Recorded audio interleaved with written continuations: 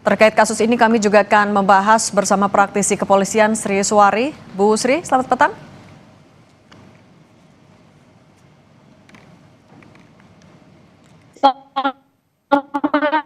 Bu Sri Suwari, selamat petang. Bisa dengar suara Cindy, Bu?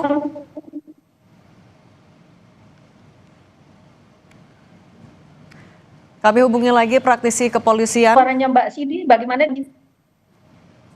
Ya, Brigjen Pol Purnawirawan Sri Suwari, praktisi kepolisian, sudah bergabung bersama kami melalui sambungan Zoom. Bu Sri, selamat petang. Ya.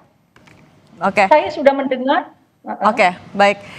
Bu Sri, ketika ada 2 PRT kabur, satunya tewas dengan alasan diduga mendapatkan perlakuan tidak menyenangkan dari majikannya.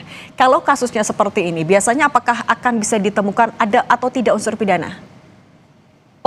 Begini, setiap peristiwa yang diduga pidana itu selalu berangkat dari TKP. Dalam konsep pengungkapan kasus pidana, polisi selalu berpatok atau berangkat dari segitiga bukti. Segitiga bukti itu yaitu dari korban, kemudian pelaku, dan barang bukti. Maka TKP menjadi titik awal. Nah, kalau kita lihat sebagaimana sudah diperlihatkan oleh rekan-rekan reporter Kompas, bagaimana TKP ada lingkaran 1, lingkaran 2, bukan hanya itu di situ, tetapi juga TKP dari mulai dia loncat ke bawah. Pertanyaan kita adalah, mereka, si para korban, patut sudah bisa menduga bahwa itu bukan ketinggian yang rendah, ketinggian yang cukup membahayakan. Menjadi pertanyaan yang harus diungkap oleh kepolisian adalah sejauh mana tekanan terhadap korban sehingga menyebabkan mereka mengalami panik atau harus mengambil keputusan meloncat sehingga keluar ke jalan raya, tidak jatuh ke halaman kos-kosan.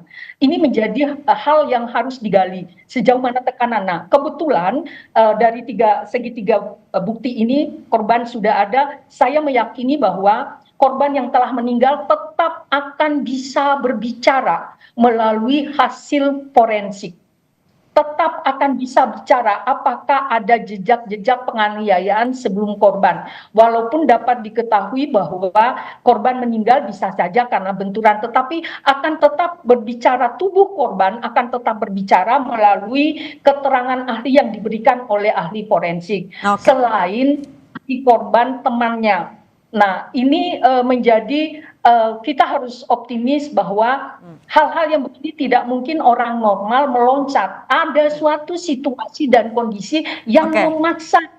Nah, tingkat paksaan itu yang harus digambarkan. Nah, tapi Bu Sri, juga satu PRT yang tewas ini kan berusia di bawah umur, masih 15 tahun. Apakah penyelidikan polisi juga harus mengarah kepada pelanggaran Undang-Undang Ketenagakerjaan? Ke arah sana juga?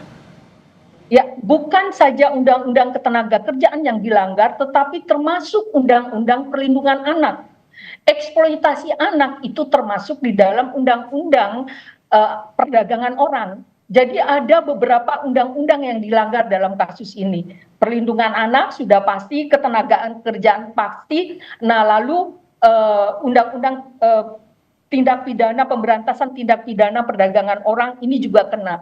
Nah, oleh karena itu, polisi akan mencari pasal yang tepat untuk dikenakan kepada tersangka. Biasanya dalam kasus-kasus begini adalah kasus yang benar-benar, pasal yang benar-benar dapat menghukum tersangka lebih berat. Oke. Bu Sri, menegaskan lagi, artinya pertanggungjawaban kepada penyalur hingga majikan juga? Singkat saja.